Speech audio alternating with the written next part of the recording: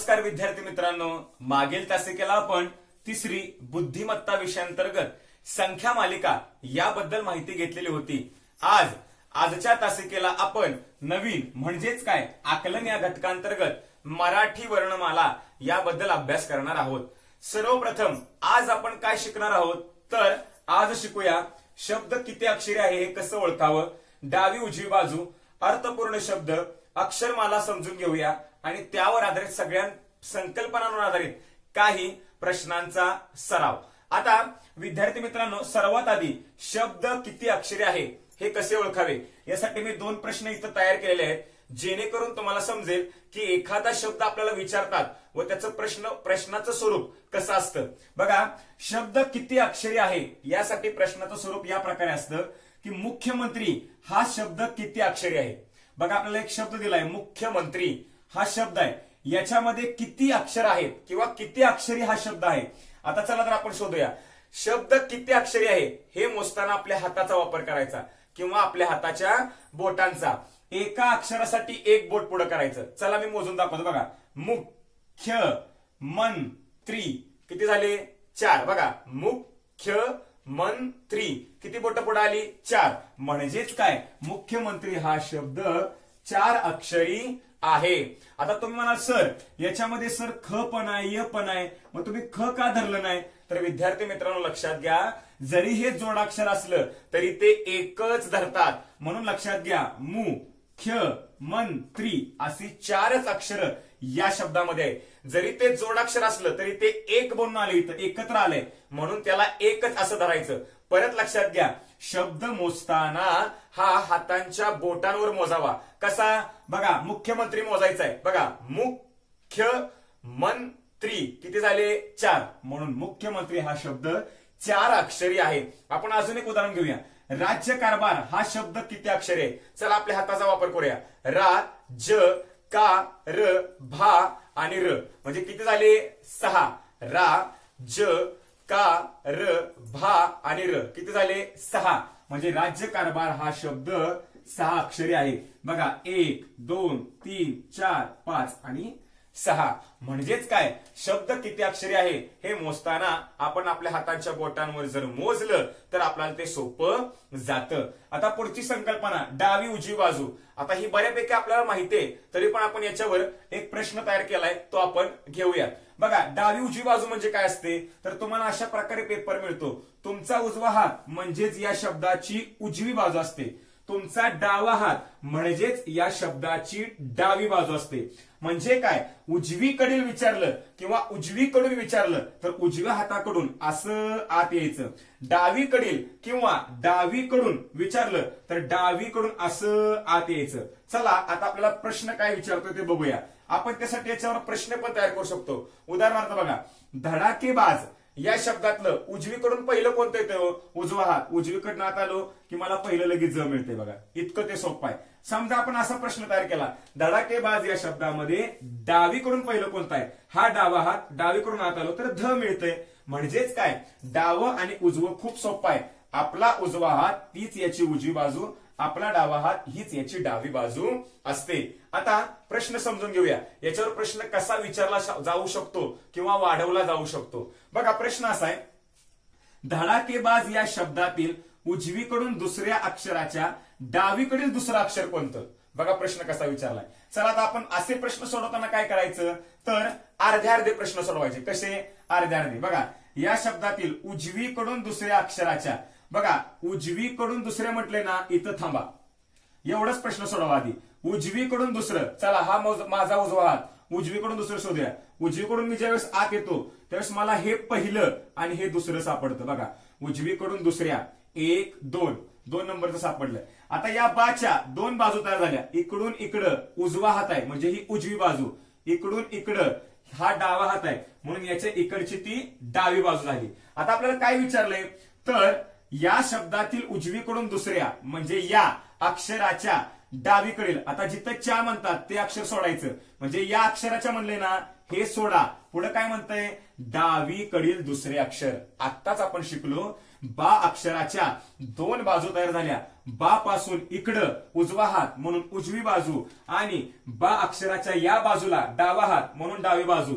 विचारलंय काय, डावीकडील दुसरे अक्षर म्हणजेच काय, याच्या बघा उजवीकडून दुसऱ्या अक्षराच्या म्हणजे याच्या डावीकडील दुसरं अक्षर. याच्या म्हटले ना हे सोडा आणि डावीकडील दुसरं बघा हे पहिलं आणि हे दुसरं म्हणजेच काय विद्यार्थी मित्रांनो, डावीकडील दुसरं अक्षर मिळतंय डा.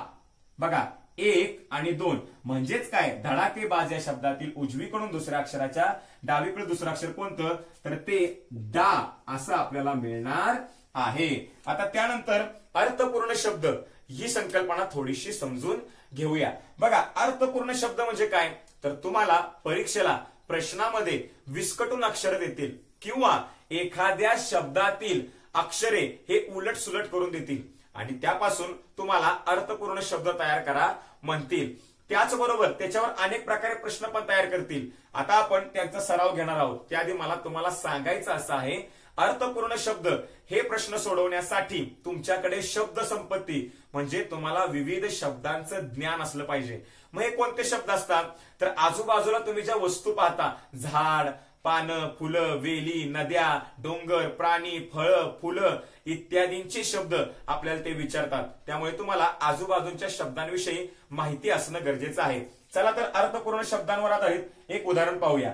बघा प्रश्न असा विचारलाय, र, च, ल, ज यांपासून अर्थपूर्ण शब्द बनवल्यास त्यात पाणी याला समानार्थी शब्द कोणता. आता यापासून आपल्याला अर्थपूर्ण शब्द बनवायचा आहे. बघा आपण जर विचार केला तर बघा जलचर बघा झाला तयार.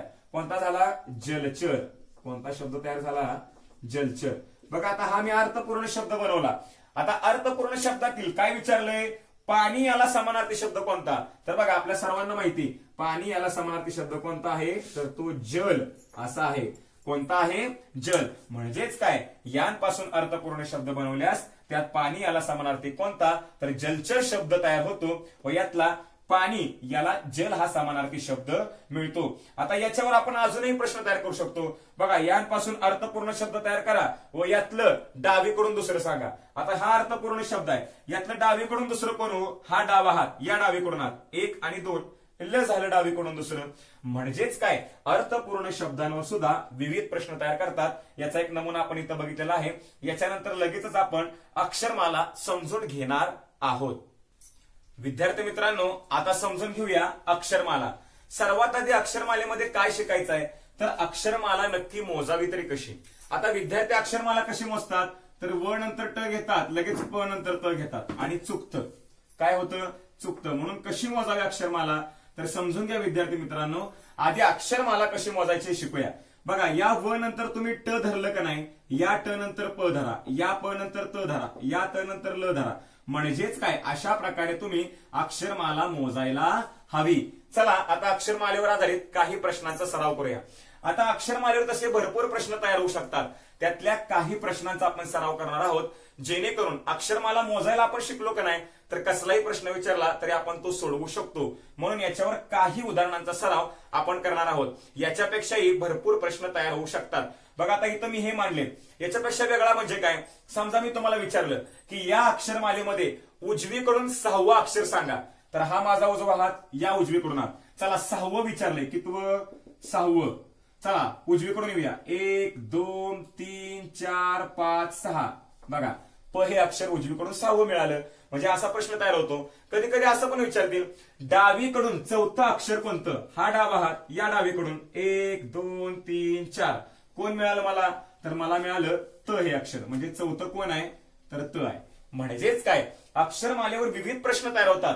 त्यातल्या काही प्रश्नांचा आपण अंदाज घेतला की आपल्याला प्रश्न कसे सोडवावेत हे आपल्याला समजणार आहेत.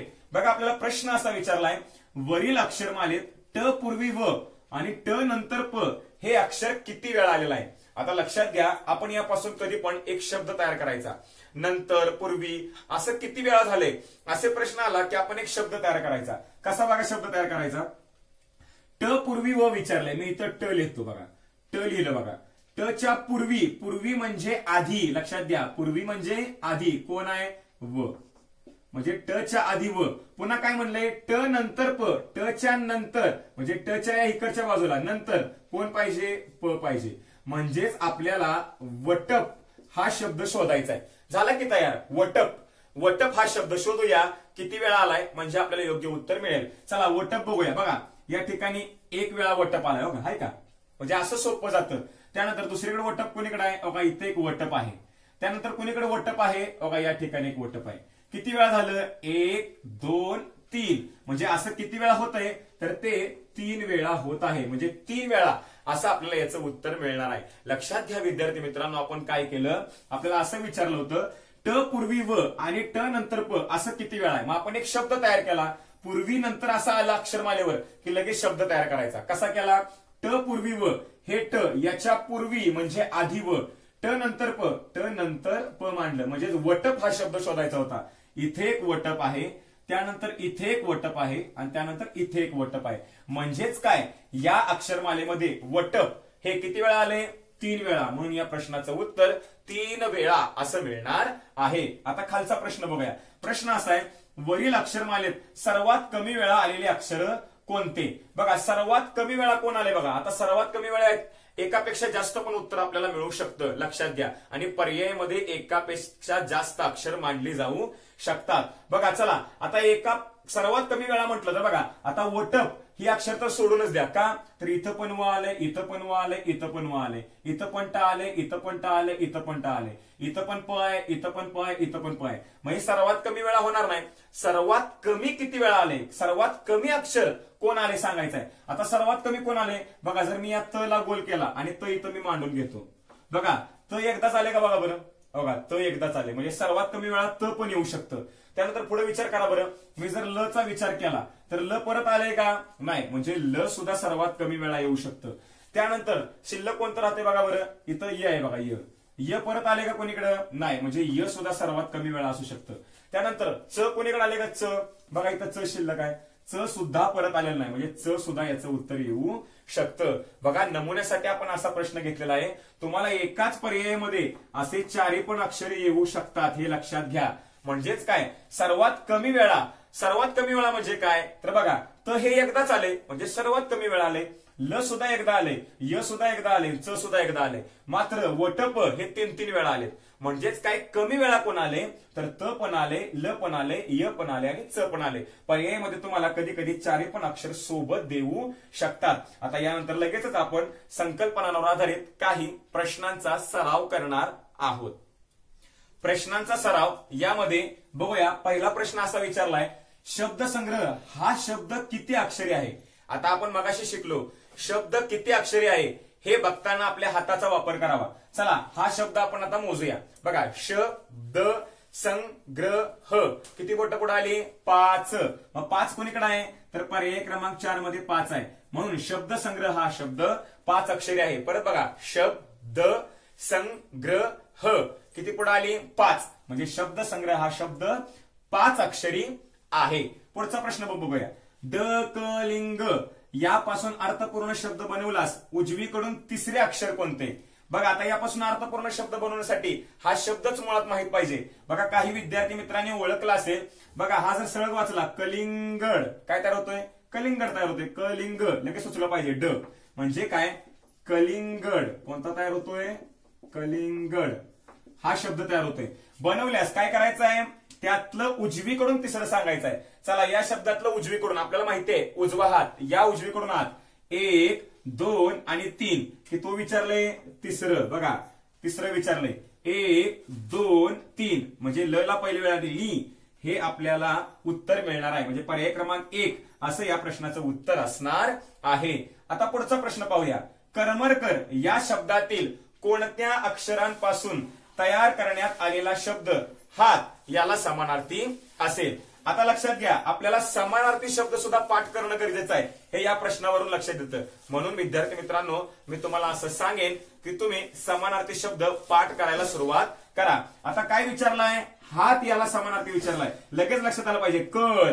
कर म्हणजेच हात. बघा इथं चौथा पर्याय कर आहे. म्हणून हात याला समानार्थी शब्द कर असा आपल्याला मिळणार आहे. म्हणजे या प्रश्नाचं उत्तर पर्याय क्रमांक 4 कर असं आपल्याला मिळणार आहे. विद्यार्थी मित्रांनो, आज आपण आकलन मराठी वर्णमाला याबद्दल माहिती घेतली. त्यामध्ये शब्द किती अक्षरे आहे कसे ओळखावे, डावी उजवी बाजू, अर्थपूर्ण शब्द, अक्षरमाला कशी मोजावी, त्यावरील प्रश्न व प्रश्नांचा सराव केलेला आहे. याचा तुम्ही काळजीपूर्वक अभ्यास करा. यावर आधारित टेस्ट सोडवा, जेणेकरून हा पाया पक्का होण्यास मदत मिळेल. पुढच्या तासिकेला आपण सूचना पालन याबद्दल अभ्यास घेणार आहोत. धन्यवाद.